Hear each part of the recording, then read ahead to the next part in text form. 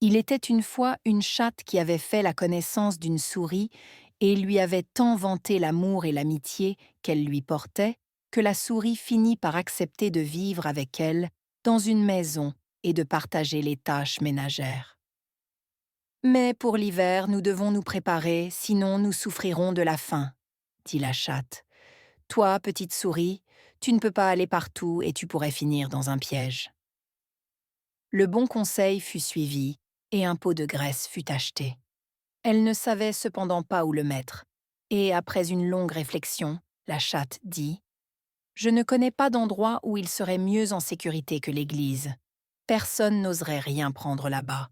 Nous le mettrons sous l'autel, et nous n'y toucherons pas tant que nous n'en aurons pas besoin. » Le pot de graisse fut donc mis en sécurité, mais il ne fallut pas longtemps avant que la chatte ne soit tentée et dise à la souris « Ce que je voulais te dire, petite souris, c'est que ma cousine m'a invitée à être marraine. Elle a donné naissance à un petit garçon, blanc avec des taches brunes, que je dois tenir pendant le baptême. Laisse-moi sortir aujourd'hui et occupe-toi de la maison toute seule. » « Oui, oui, » répondit la souris. « Va en paix.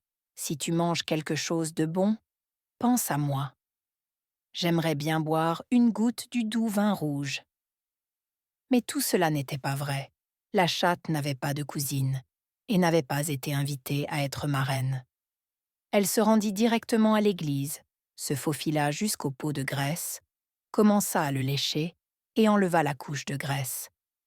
Ensuite, elle se promena sur les toits de la ville, examina les environs, se prélaça au soleil et se lécha les babines chaque fois qu'elle pensait au pot de graisse. Ce n'est que le soir qu'elle rentra chez elle. « Eh bien, te voilà de retour, » dit la souris. « Tu as sûrement passé une bonne journée. »« Ça a été, » répondit la chatte. « Quel nom a-t-on donné à l'enfant » demanda la souris. « Petite peu, » dit la chatte très sèchement. « Petite peu, » s'exclama la souris. « C'est un nom étrange et singulier.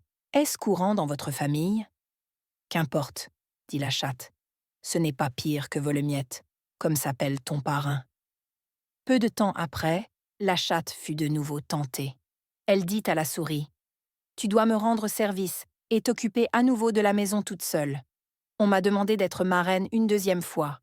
Et comme l'enfant a un anneau blanc autour du cou, je ne peux pas refuser. » La gentille souris accepta, mais la chatte se faufila derrière le mur de la ville, jusqu'à l'église, et mangea la moitié du pot de graisse. « Rien n'a jamais aussi bon goût que ce que l'on mange tout seul, » dit-elle, et elle fut satisfaite de sa journée de travail. Quand elle rentra chez elle, la souris demanda « Comment cet enfant a-t-il été baptisé ?»« Moitié, » répondit la chatte.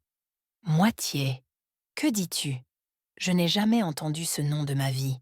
Je parie qu'il n'est pas dans le calendrier. » La chatte fut bientôt tentée à nouveau par la gourmandise. « Jamais deux sans trois, » dit-elle à la souris. « Je dois être marraine une troisième fois. L'enfant est tout noir et n'a que des pattes blanches. Pas un poil blanc sur tout le corps. Cela n'arrive que très rarement.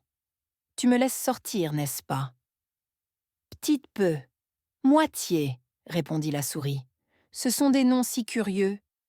Ils me font réfléchir. » « Tu restes assise chez toi dans ta robe de laine grise et ta longue natte, » dit la chatte. « Et tu te fais des idées.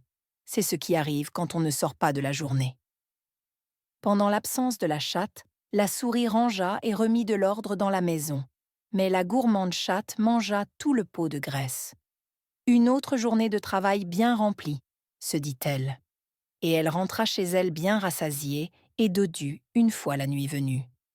La souris demanda immédiatement quel nom avait reçu le troisième enfant. « Il ne te plaira probablement pas non plus, » dit la chatte. « Il s'appelle Toufini. »« Toufini !»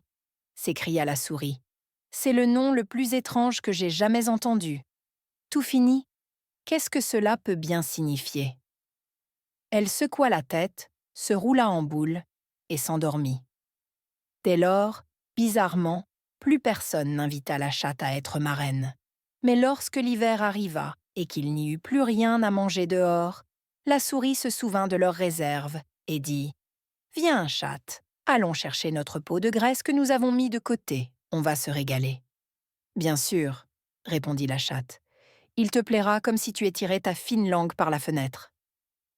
Elles se mirent en route, et lorsqu'elles arrivèrent, le pot de graisse était toujours à sa place, mais il était vide. Oh, dit la souris, maintenant je comprends ce qui s'est passé. Maintenant tout est clair. Quelle grande amie tu fais. Tu as tout mangé les 3 fois que tu prétendais être ma reine. D'abord petit peu, puis moitié, puis veux-tu te taire s'écria la chatte. Un mot de plus, et je te mange. La pauvre souris avait déjà tout fini sur le bout de la langue. À peine l'eut-elle prononcé que la chatte lui sauta dessus, l'attrapa et l'avala.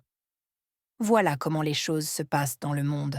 Abonnez-vous, activez la cloche pour ne manquer aucune de mes nouvelles vidéos.